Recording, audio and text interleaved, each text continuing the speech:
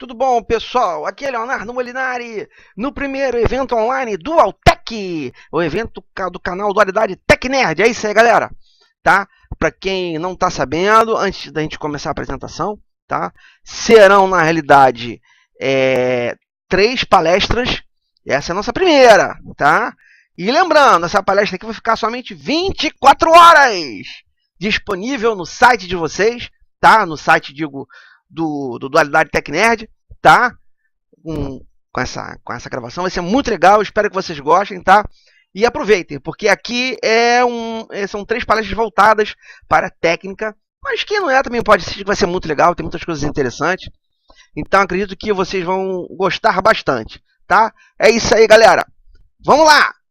Que é Quality Assurance, técnicas de criação de testes. É isso aí comigo, com o Leonardo Molinari, tá? Então vamos lá, bem-vindo ao futuro! Primeiro, o nosso pequeno roteirinho, tá? Vamos ver o estado da arte relacionado aí um pouco da parte de criação de teste, não vamos perder muito tempo. Mas o mais importante são esses conceitos importantes, já trazendo exemplos práticos, tá? Exemplos que de repente vocês podem questionar, tá? E sobretudo, por que a lógica dos testes é importante no processo de criação dos testes? E por que muitos analistas se enrolam com isso, tá? Onde o ponto principal, mas uma linguagem, mas o Cucumber é vida. Cara, calma. Cucumber e outras linguagens vêm, ficam ou passam, né? Então, mas o que não vai sair é a lógica de criação de testes. Quando você escreve um teste ou um caso de teste, isso não vai sair. Então, o nosso foco de hoje é justamente nisso, no maior problema na galera que testa. Porque você muitas vezes testa mal, porque não criou o caso de teste direito. Ou porque você testa mal, porque você não soube captar os requisitos de teste, as necessidades de teste, ou os reais focos do seu teste. Traduzi-los naquilo que você tem que testar. Esse processo de tradução como processo mental é que é o grande pulo do gato, que hoje eu vou estar abordando exclusivamente, que é um tema, inclusive, que eu trago nos meus seminários, tá? Eu dei treinamentos que a galera adorou e estão sempre pedindo, tá? É isso aí. Vamos lá! Rumo ao infinito e além! Galera, ué, quem sou eu? Bem, para quem não tem ideia, autor de 9 livros, tá? De testes que há, gestão de projetos, mestre em administração, tá? Pós-graduado em qualidade, gerente de sistemas, especialista de testes em Quality Assurance. Também sou youtuber do meu canal Dualidade Tech Nerd, que vocês estão assistindo essa palestra. Mais de 27 anos de experiência, tá? E sou assumidamente nerd geek. Então, para quem não tem uma ideia, é justamente isso, galera. E o principal aqui é trazer um espaço para vocês, tanto de nerd quanto geek. E hoje nós vamos trazer um espaço mais geek mesmo, trazendo um pouco, falando de tecnologia, que é justamente o nosso tema de hoje, tá? É isso aí, vamos em frente! Estado da arte, caminhando para o sucesso. Isso é o primeiro passo para você seguir em frente, relacionado ao sucesso com os seus testes de software. Se você quer seguir em frente, tá? Entender como é que você atinge uma boa qualidade, preste atenção antes o que está ao redor, para você poder depreender direito os seus testes, para você seguir em frente. Vamos lá! É isso aí, galera! Tendências, é isso aí. Antes de tudo, até tendências. Essa imagem aqui tá no meu livro, tá? Teste de aplicações mobile, meu último livro, lançado esse ano, tá? Então, assim, principais tendências de rede de teste. Claro, testes móveis já está em um bom tempo, foi prioridade da Microsoft durante um bom tempo. Computação em nuvem, claro, não tem como você teste de computação em nuvem. Teste de internet das coisas, né?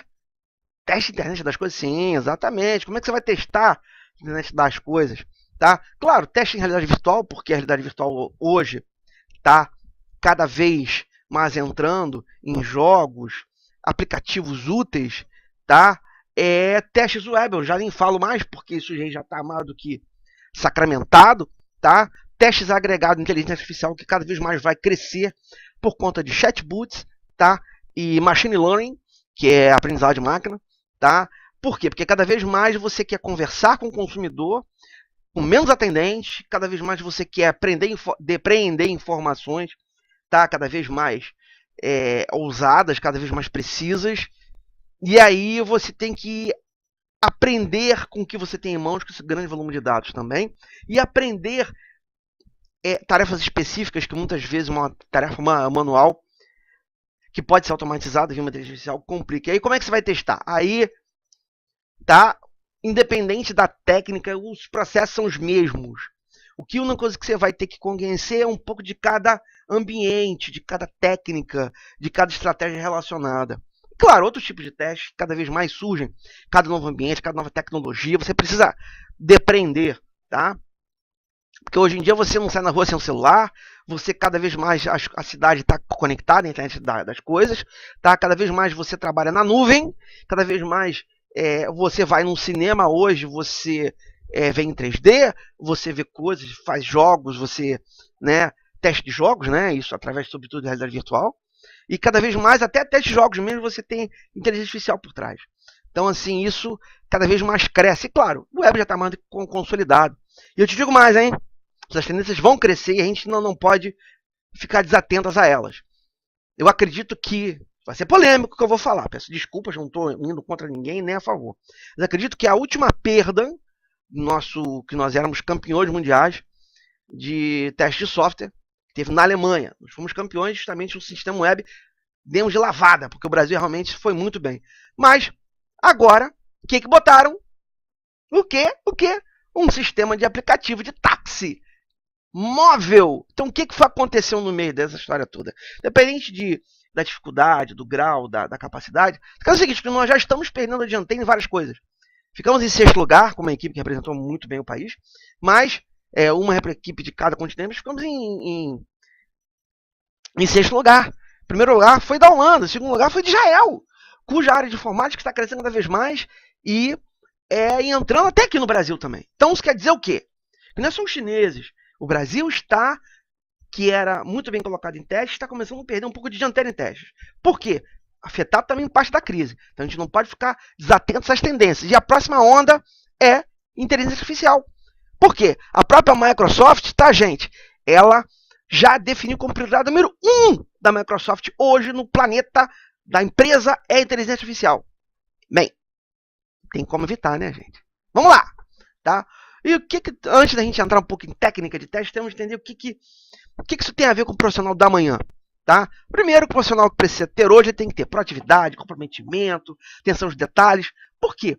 Porque eu canso de explicar um pequeno detalhe aí em cima. O que é?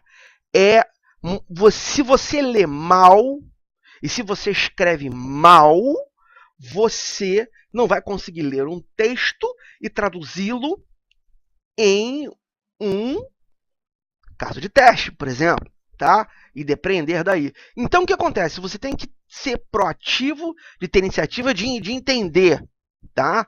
E tirar dúvidas e não deixar para amanhã. Comprometimento, porque você tem que comprometido com as metas do que tem que ser definido. Atenção aos detalhes, porque é nos detalhes é que moram o perigo. Tá? Digo, por exemplo, de um caso que eu vivi, que o cliente colocou lá num documento de requisitos uma foto.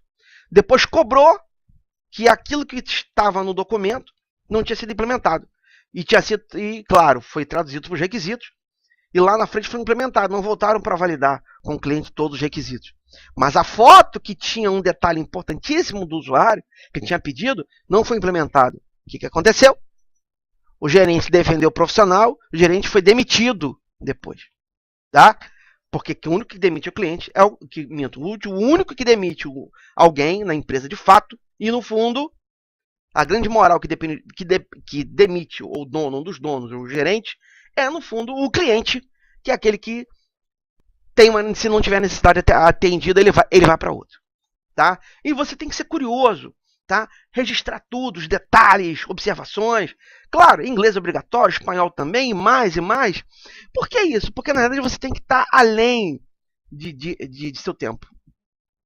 Hoje, inglês já é mais do que obrigatório. Espanhol também é mais do que obrigatório. Você tem que ter uma terceira e quarta língua. Tá? Para você se comunicar melhor, entender melhor. Não adianta conhecer duas línguas. Tá?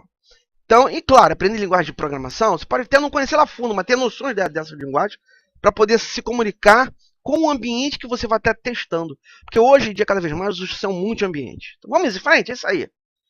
E aí, o que acontece quando o erro custa caro? O erro custa caro, minha gente. Se você não lê, vamos voltar? Se você não teve atenção aos detalhes, por exemplo, e não registrou tudo, um erro pode acontecer. De repente, um erro que foi descoberto no post-release, né, mais à frente, o dinheiro vai pelo ralo, porque quanto mais tarde descobrir um erro, maior é o seu custo, porque em pós-produção ou em produção, um defeito custa cada vez mais caro. Tem que parar. Enquanto estiver no desenvolvimento, lá na fase de testes, lá atrás, vai custar cada vez mais barato. Por isso que é importante você sanar, ter um percentual muito grande de bugs achados no início e muito poucos ou raros atrás. Tá? Por isso que você vê hoje cada vez mais metodologias como DevOps, outros que eu falei aí no vídeo do canal, assistam, se não viram, vejam, hein, galera, o vídeo do DevOps, tá? E o custa cada vez, por isso essa indicativa dessa setinha aí, desse gráfico vermelhinho aí, que reparar o custo de efeito mais à frente é o dinheiro indo pelo ralo. Por que eu estou alertando isso? Porque muitas das vezes os profissionais de teste se esquecem disso. Ah, estou indo para casa agora. Se ele ficasse lá mais uns 5 minutinhos testando, talvez ele descobrisse muito mais erros. Você não deve ter preguiça. É aquilo que eu falo da proatividade que eu falei lá atrás. Essa preguiça pode ocasionar um custo de você não descobrir um erro. Né? Então você não deve ficar assim, você não deve ser preguiçoso. Sobretudo ser proativo. A proatividade vai afetar aqui se descobrir mais erros, bolar melhor o seu caso de teste para descobrir mais erros. Tá? Claro, e aí você lembra do famoso iceberg da qualidade, que eu sempre quero lembrar, tá? Porque no fundo você tem a qualidade externa, que é aquilo que todo mundo está vendo, que você define, mas tem a qualidade interna, que você muitas vezes não está vendo, como a programação, manutabilidade, complexidade. Por isso que metodologias e estratégias estão sendo desenvolvidas cada vez mais, e muitas das vezes é necessário você, cada vez mais, não é só fazer aquilo que o cliente quer. Muitas vezes o cliente fala coisas, ou expõe coisas, mas que ele quer muito mais do que aquilo. Muito mais do que o óbvio. Tá? E aí você tem que estar atento. Eu digo por exemplo clássico do carro. Muitas vezes você vai, eu quero comprar um carro. Tá, tudo bem. Imagina se te entregam um carro sem um pneu step. Você também não verificou, mas pressupõe que tem um step. Porque se furar um pneu, você tem que trocar. Certo? Você tem que poder trocar. Mas e se não tiver, é um erro do fabricante. É aquela qualidade interna. Ninguém diz para ter o step, mas tem que estar lá. Né? Então isso faz parte do processo. Tem coisas que são óbvias, tem coisas que não são óbvias, que faz parte de você, do teste, verificar e levantar. Tá? E quanto ao teste automatizado? Quanto que ele vale a pena automatizar essa brincadeira toda? Porque todo mundo, vamos automatizar, Cucumber é vida, vamos lá. Calma, nem sempre Cucumber é vida, hein? Tá? Não estou defendendo, não atacando o Cucumber não, tá, gente? Também sou fã de linguagens muito legais e que ajudam aí ao teste, tá? Mas quanto vale a pena a automação? A automação de teste tem que ser aprendida corretamente. Nem sempre automatizar, por automatizar, vale a pena. Não substitui uma equipe de testes, tá? Automatizar, porque você precisa de ter aquela galera que testa, que analisa, que desenvolve, independente se você é a mesma pessoa que vai testar, que vai automatizar ou não, tá? E nem tudo, porque muitas vezes você quer automatizar algo que não vai ser reutilizado, algo que vai ser só usado uma vez. Então, para que automatizar? Né?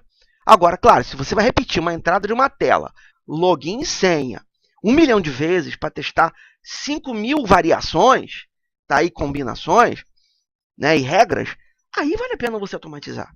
Inserir dados por trás. Né? E aí você precisa perceber. Claro que tem teste que fica difícil você testar sem ser automatizado, como o teste de performance. Tá? Que é o teste de desempenho, para saber como é que está o tempo da aplicação em determinados pontos que se considera crítico. Né? Agora, testes automatizados precisam ser realmente atualizados? Precisam ser atualizados, mas preferencialmente você tem que estar numa versão muito mais constante, tá? E uma versão mais estável da sua aplicação. Se você automatiza, para você descobrir um erro, conserta, você tem que atualizar aquele pontinho que foi descoberto o erro, para transformar aquilo num teste, para que ele não dê erro no futuro. Tá? Num primeiro momento, a automação custa tempo e dinheiro para você automatizar. Mas quando você repete, de regressão, por exemplo, você está ganhando tempo. Ou de performance, que você não consegue testar um usuário com 500 pessoas ao mesmo tempo. Então, é impossível você alocar 500 pessoas para clicar no botão ao mesmo tempo, fica realmente difícil. Aí você realmente tem que estar atento. Tá? E o planejamento de teste não deve ser ignorado. Então você precisa estar atento, saber escolher bem isso daí. Então, automação de teste realmente é algo que você tem que estar, saber escolher bem. Tem que ter automatização? Eu acho que sim. Mas tem que ser bem aplicada. É aquilo que você não for repetir, é aquilo que você não for utilizado somente uma vez e que vale a pena ter reutilização futura ou uma grande massa de dados que você precisa entrar. Esses são os casos mais claros. Ou testes de desempenho, que não tem como na prática. Você também não vai botar desempenho em tudo. Você vai ver aqueles pontos que são considerados críticos e você vai testar. Tá? Claro, conceitos importantes. Isso daqui é importante. Que o que eu já vi a galera de testes passar por esse tipo de conceitos na prática e não entender, ou não aplicar direito, ou não saber o que é, não é só saber escrever. Tem que saber o conceito para entender como depreendê-lo, transformá-lo em teste de fato. Se você não souber essa tradução, é um processo mental. Quando eu treino, tá? Quando eu exercito os meus alunos, sobretudo, é para nesse processo mental. Para quê? Porque isso não é um processo simples. Eu tenho técnicas, inclusive, que eu passo a ver para os meus alunos, de você ter, sei lá, um caso de uso, sei lá, de 10 páginas. Você tem 5 minutos para levantar um número mínimo de testes que você quer, que você vai elaborar aí. Tem como fazer? Tem. Já que não dá para abordar tudo aqui no seminário. Tem. Não é promessa, não é. São técnicas visuais, são técnicas de leitura, são técnicas que eu coloco tudo junto para que a galera entenda. Mas esses conceitos aqui são, antes de tudo, o alicerce da base. Se você não passar por aqui, você não chega lá na frente. Beleza? Vamos lá. Conceitos básicos. Plano de teste. Molezinha, plano de teste. É tudo aquilo que eu vou testar. Que vai conter os testes, o prazo, o ambiente, tudo. Então tá, é isso aí. Requisitos de teste. As pessoas confundem muito os requisitos, tá?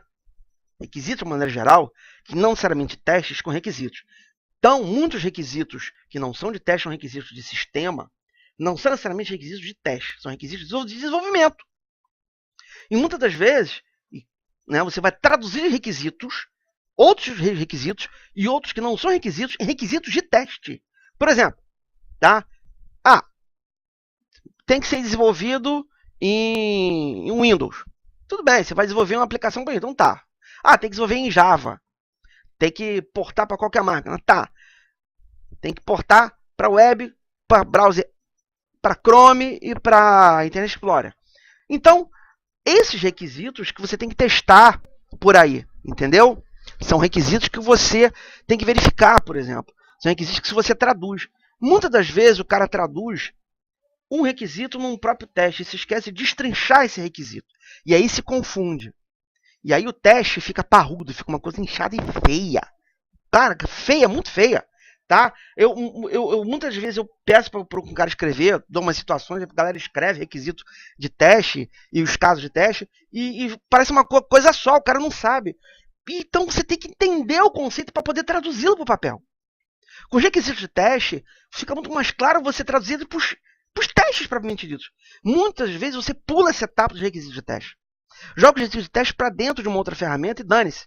Por isso que TestLink e outros realmente já fazem uso de requisitos de teste, nem que seja em nível um pouco mais macro, para que você tenha metas claras para você testar.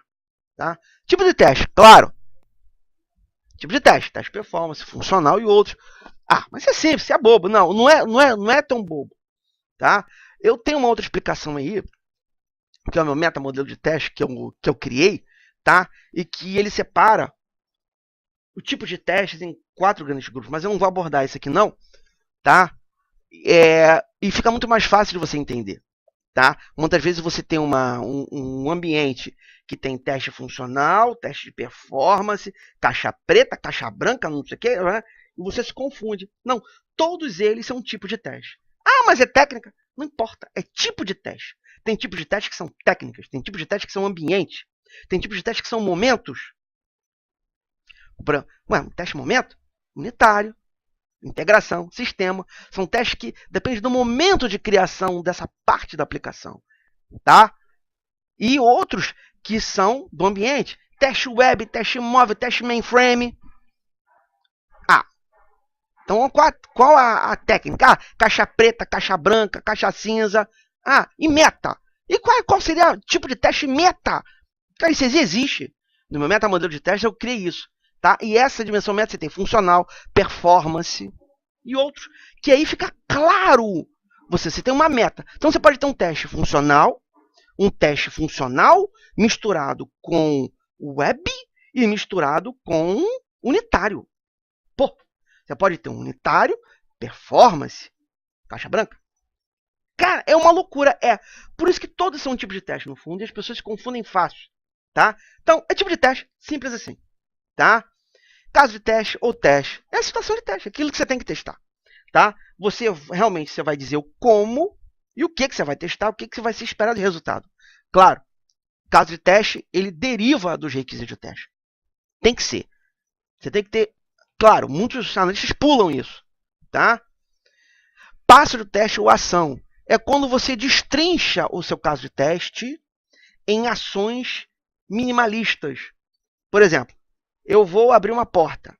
Eu tenho que levantar da cadeira, de onde eu estou sentado, dar os passos, chegar até a porta, estender o braço, baixar a maçaneta e abrir. Cada ação dessa microação, é um passo no fundo. Esse passo de teste é cada passo que compõe, cada pedaço da ação que compõe um caso de teste. Isso é muito importante, isso é o como fazer o teste.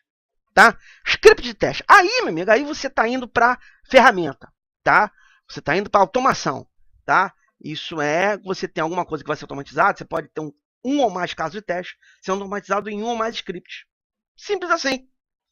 Ponto de verificação.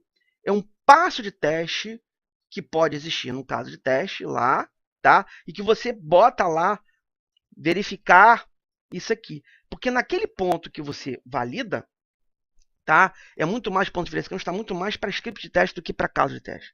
Mas alguns autores adotam isso dentro de passo de teste. Mas ele hoje você percebe mais ele aonde? Em script. Porque o ponto de verificação é aquele momento da ferramenta que você diz, valide isso.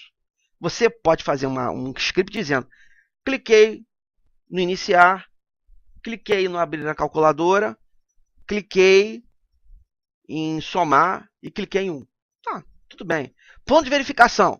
Verificar se o 1 apareceu na tela. Isso é uma verificação. Apareceu? Então, ok, passou o teste. O teste era isso, no fundo, por exemplo. Tá? Cenário de teste. Aí que tá, que as pessoas ficam mais loucas. São uma ou mais combinações de teste. Você pode ter mais de um teste sendo combinado. E a sequência dos testes implica numa mudança de cenário. Você pode executar o teste 1, 2 e 3, 3, 2 e 1. Então, cada combinação é um cenário. E, geralmente, isso se faz muito em testes de performance. Tá? Que muitas vezes você tem que bolar um cenário onde você tem muito mais especificidade, como, por exemplo, aquele cenário eu preciso dar uma carga de dados maior ou uma carga de dados entrando a cada 1 minuto. Sei lá. Tá? Nesse script que vai implementar os testes A, B e C. Esse outro script testa C, D e E. E assim vai. Cenário de teste ele é conceitualmente uma combinação, tanto faz, de scripts ou de caso de teste. Mas você não pode misturar um com o outro. Tá? Então, o cenário de teste ele vai representar na prática uma ou mais combinações de casos de teste. Essa é a definição formal. Tá? Ambiente de teste. O ambiente de teste é tudo aquilo que a gente testa no ambiente, é os recursos, as ferramentas, a tua base de dados, é tudo que você tem disponível de soluções e ferramentas, tá? E de pessoas para você realizar e executar o seu teste. Relatório de teste. Ele nada mais do que uma foto momentânea do teu plano de teste. Tá? Isso o teste está sendo executado? Tá. Como é que está o teste? Você vai emitir um relatório de como é que está um ou mais testes através, tá? Sejam eles automatizados ou não. Você vai dar um relatório. Ao longo do tempo, um ou mais relatórios de teste vão estar compondo o plano de teste. Ao final, você vai... no final do plano de teste foi executados tais testes que, no fundo, você está complementando o plano de teste, que não é só planejar, executar, mas os resultados, com um relatório de teste, que é uma foto a cada momento. Tá? Claro, o processo de teste são todas as metodologias de quem faz como, se é Scrum, se é outro, e não importa. Tá? O que importa são processos processo de teste. É quem faz o que, como, quando, como e onde e por quê. Defeito. Aí vem um outro problema. Eu tenho uma definição, que coloca muito bem, eu não estou questionando a definição do I3E, tá? Que diferencia defeito, bug e falha. Tá? O que eu coloco, e já está no primeiro livro, tem, claro, até um vídeo meu na internet ficou famoso sobre isso. O que é? O que é um defeito? Defeito é uma não conformidade com algo que foi especificado. Se, por exemplo, se no caso de teste diz que é para vir um na tela, se você clicou em um e não apareceu, é um defeito. Tá? É uma não conformidade. Agora, um bug ou uma falha, tá? Ele pode ser qualquer anomalia, seja ela provocada pelo ser humano, seja ela provocada por um defeito do software ou mau funcionamento. Bug. No fundo, você está com bug, você está com bug, você está com bug. No fundo, na prática, você une os dois conceitos de bug ou falha. Mais que o I3L afirme, tá, que o bug esteja mais voltado para o problema do software, a falha está mais voltada para o problema o erro da ação humana em cima do software. Mas na prática, eles não querem saber se você errou ou se foi o software que errou. No fundo, você só tem dois grandes conceitos: um defeito e um bug. Ou não está conforme, ou algo está errado. Ou porque foi feito errado, ou porque foi entrado errado, ou porque não funcionou direito. Não importa. Ou não está conforme, ou deu um problema inesperado. Entendeu? Quando você faz os teus testes, você tende a descobrir muitos defeitos que são não conformidade. Mas quando pinta alguma coisa anormal ou aleatória, ou que você navegou ou explorou como um teste exploratório, você tende a encontrar muitas vezes bugs, que são caminhos não planejados, tá? Alguns conceitos, como por exemplo, teste positivo e teste negativo. Teste positivo é testar todos os casos de teste que representam as situações normais de uso do sistema. Negativo representa as situações de erro, o caso de teste que representa situações de erro do sistema. Tá, galera? Vamos em frente? Isso aí! Um conceito específico de automação. Gravador ou recorte. Você tem um gravadorzinho, tá? Um softwarezinho que vai gravar. Como eu já falei, script de teste.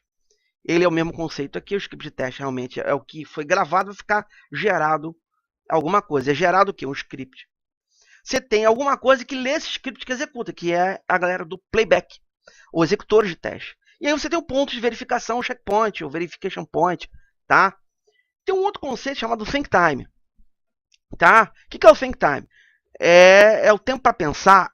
Tempo de pensar é isso mesmo. Muitas vezes você está executando uma ação e você tem que sincronizar a ação, que é muito rápida, quando você grava, em relação a executar o playback. Muitas vezes o playback vai rápido.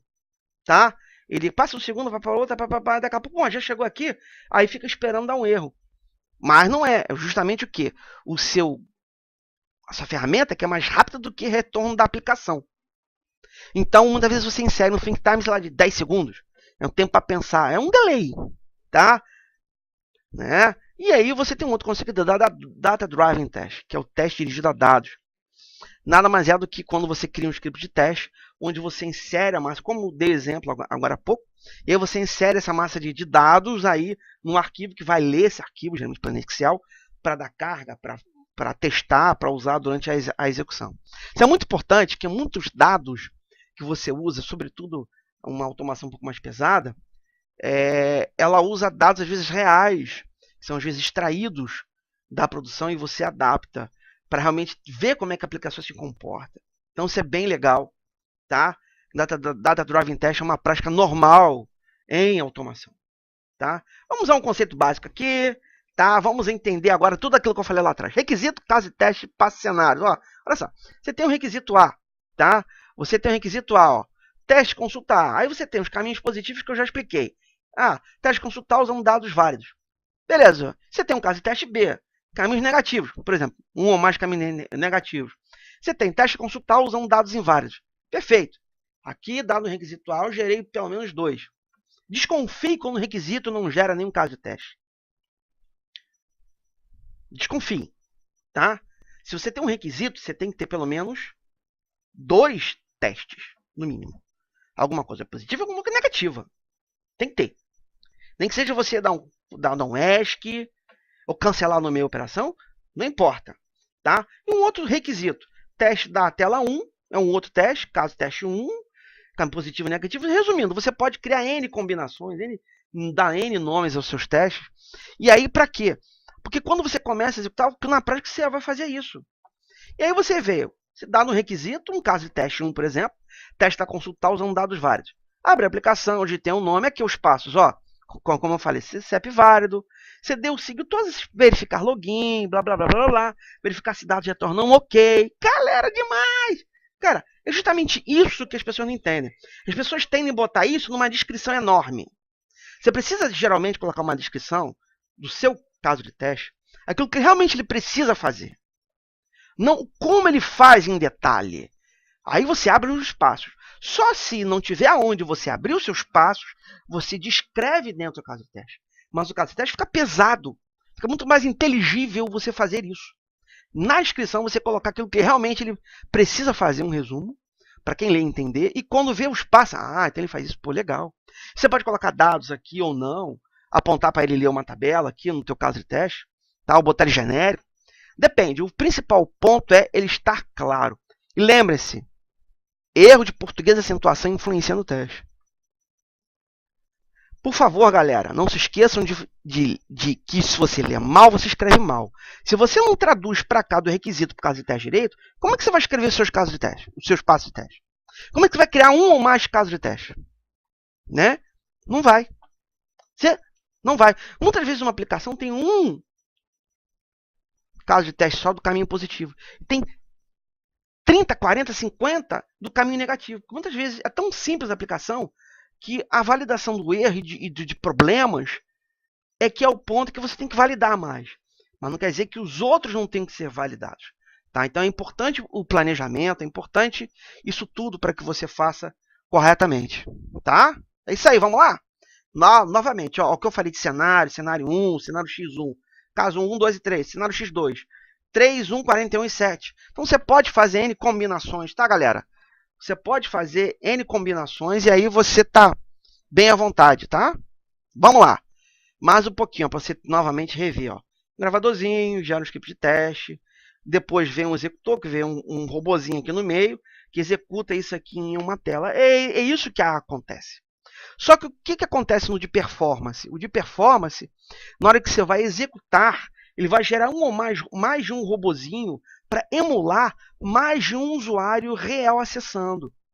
E você só consegue emular mais de um usuário acessando se você tiver ou cada um vindo de uma máquina distinta, que vai gerar um overhead muito grande, ou você tem uma máquina e emular isso através de transações HTTP. Então, o que faz na prática você fazer um teste web performance?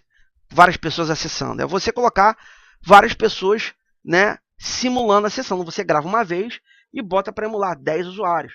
Só que é bom que você, né, emule 10 dados distintos para cada usuário, para não dar lock em tabela, tá? O sem de acesso. Muitas vezes a aplicação restringe, se você for entrar com o mesmo usuário mais uma vez, você vai ter que usar, cada usuário virtual vai ter que usar um dado diferente, né? Então isso tudo é programado durante a elaboração do seu script. Você grava uma vez, você grava uma vez e faz isso tudo. Agora, se for um teste funcional, é mais simples.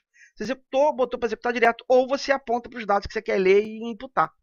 Como que se mais faz o Data Driven Test é você gravar essa execução, tá, uma vez e você substitui lá nos campinhos, que é, sei lá, de login, senha, onde for, os dados que você quer entrar para ler de uma tabela, por exemplo, de uma planilha de Excel, e ele vai ler, na hora da execução do playback, ele vai preenchendo isso e vai fazendo N vezes, ou mais que você definir. Beleza? Vamos em frente, é isso aí! Uhul!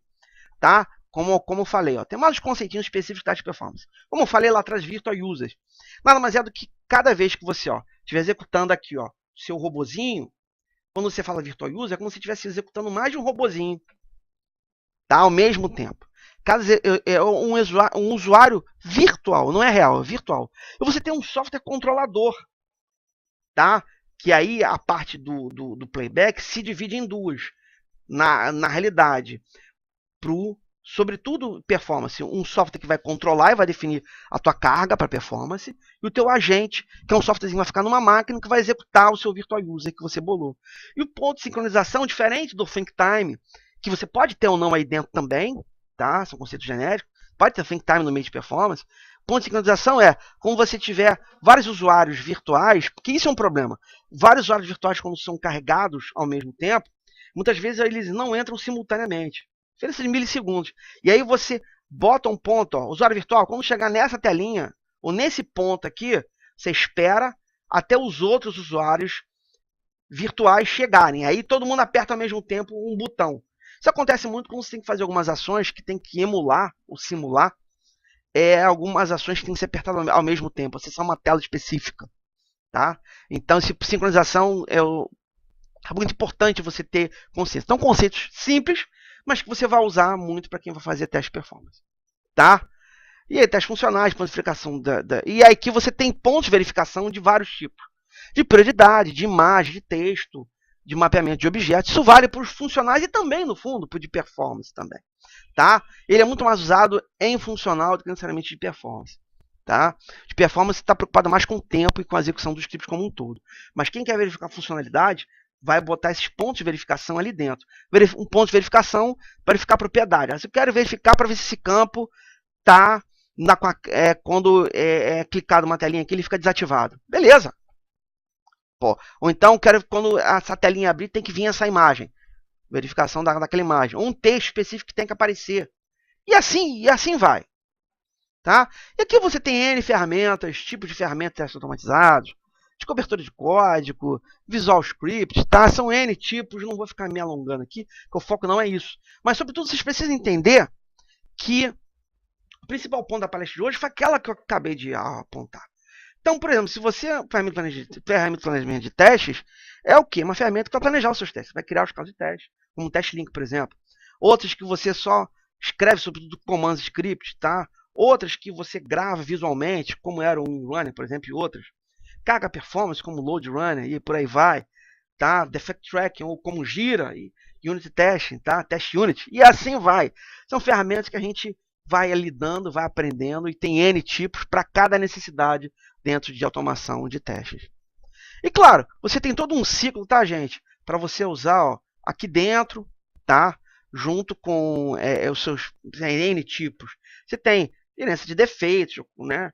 A ferramenta de gerência de defeitos, execução de teste, gerência de casos de teste. Você pode ter uma ferramenta que só gerencia a execução automatizada, tá? Como essas aqui, gerência caso de teste da elaboração, tá? Requisitos, como você pode ter ferramentas como HackPro e outras aí que estão aí ou que já saíram, tá? De gerenciamento de versões, que cada vez mais sendo utilizada. Então, gente, isso são um pouquinho para vocês terem ideia de como é que é esse processo. Não é para assim para vocês acharem que tudo é ferramenta. Nem tudo é ferramenta. Eu uso a velha frase aí que me falaram que eu guardei, ficou com brevida. Não. Calma, devagar. Quando ferramenta não é panaceia, não vai resolver todos os problemas. E o que é importante aí nessa lógica, nessa coisa toda? É a lógica dos testes. Que aí, com a lógica dos testes, você consegue matar qualquer situação. É aquilo que eu falo, se você lê bem, se você entende bem, você escreve minimamente bem, você vai conseguir escrever testes bons. Se você só não consegue escrever nenhuma simples redação, tá? Então você vai ter enorme dificuldade na hora de escrever o seu caso de teste. Porque o que mais se faz é ler, né, e escrever. Quem elabora os testes. Mas muito mais que meramente ler e escrever, se lida com a lógica que está por trás. Vamos fazer uma brincadeira agora, que eu sempre faço às vezes? Tá bem legal, adoro essa brincadeira, ó. Vamos lá, importância da lógica. Você está numa cela onde tem duas portas, cada uma com vigiada por um guarda. Existe uma porta que dá para a liberdade e outra que dá para a morte. Você está livre para escolher qualquer porta que quiser e por ela sair. Poderá fazer apenas uma pergunta a um dos guardas que vigiam as portas. Um dos guardas sempre fala a verdade. O outro sempre mente e não sabe, e você não sabe que é um mentiroso quem fala a verdade. Que pergunta você faria? Hein? Que pergunta você faria? Ora, né? Vamos, né? Agora você imagina no meio dessa lógica toda, tá? Claro que a pergunta simples é o que o outro diria. Isso aqui é um questionamento, uma brincadeira, tá? Com a Alice no País das Maravilhas, que ela tinha que escolher um caminho e E por aí vai, tá? Se eu não estou enganado, tá? Que o questionamento era o mesmo. E a resposta era essa. O que o outro diria? Pergunta para um o que o outro diria. Se o que tiver mentindo, ele vai falar a mentira que o outro diria que seria a verdade. E se você perguntar para o verdadeiro, ele vai dizer a mentira do outro. Então sempre vai ser o oposto do que o outro disser. Simples. É lógica. Isso é lógica. Agora, vamos mais à frente? Vamos definir o nosso paradoxo de Epimênides. Eita, até isso aí é difícil falar. Era uma vez um acusado que disse: enquanto minha mentira não for desvendada, continuarei mentindo. Pô. E aí? Em seguida o juiz disse: se o acusado mentir, seu advogado também mentirá. Por fim o advogado disse: quem for capaz de desvendar a minha mentira, dirá a verdade. Agora me diz uma coisa, você consegue resolver essas três questões através de lógica? Com certeza não. Porque na realidade esse paradoxo de Epimênides, tá? Ele simplesmente faz com que você foque sobretudo, tá? Numa situação em que para você funcionar alguma coisa, você tem que excluir uma das condições. E aí, só se você mudar uma das condições. Então, muitas das vezes você lidar com milhares de coisas. Não tem como saber qual deles está mentindo. Porque você teria que mudar a sentença. Então, muitas das vezes, essas questões de lógica, você vai deparar com requisitos. Agora você imagina, com 2, 3 requisitos. A galera, para derivar, já tem loucura. Imagina 50. Né? Escritos, 50 requisitos para você derivar N casos de teste. Para escrever N passos de teste. Imagina você ter que relacionar os requisitos que dependem uns dos outros. E os casos de teste que relacionam também com requisitos, que impactam com outros testes. Cara, pirou. Simples. Lógica. Por isso a importância da lógica e da organização. Tá? E aí que vocês pecam, galera. É exatamente nisso. Tá? A importância da lógica, claro, em qualidade, damos lógica de forma indireta. Levantamento, mapeamento de requisitos, tem que mapear de forma lógica, definição de cenários, processos, gerência, teste, gerência de configuração, claro, você tem que definir tudo logicamente. Como é que você vai suportar os itens? Resumindo, a lógica está cercando todo o ambiente.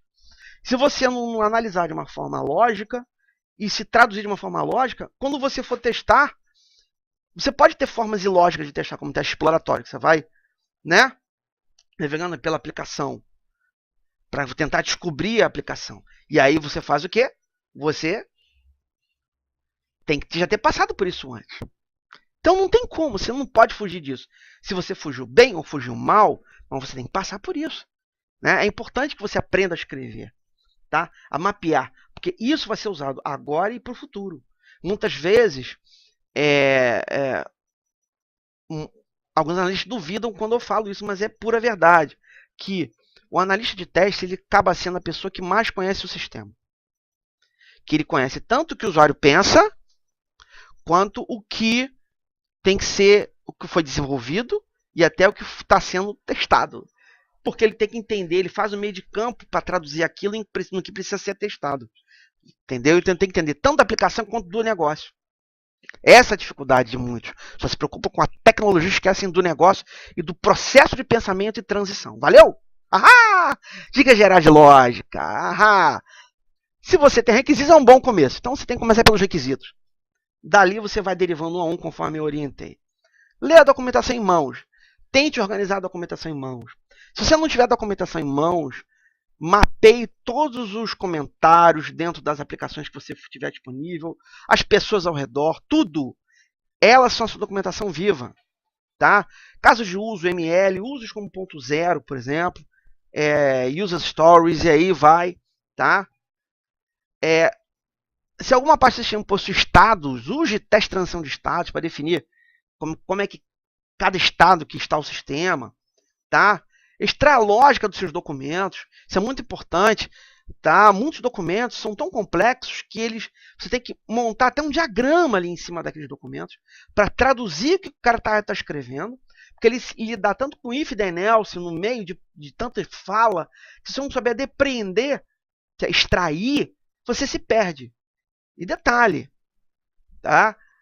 O principal é que você fique tranquilo, não tenha preguiça de ler. Tá cansado? Para, vai tomar um cafezinho, toma água, conversa um pouquinho, volta, pô. Volta aí, volta pra ler, pra depreender, pra distrair, tá?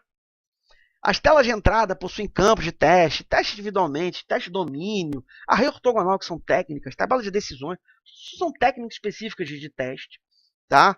Para você gerar um ou mais testes funcionais. Inclusive, eu abordo essas técnicas todas no meu livro, Testes Funcionais, da editora Visual Books, que deve estar hoje fora do mercado, tá? Mas muitos ainda tem, pode encontrar em muitos sebos ainda, tá?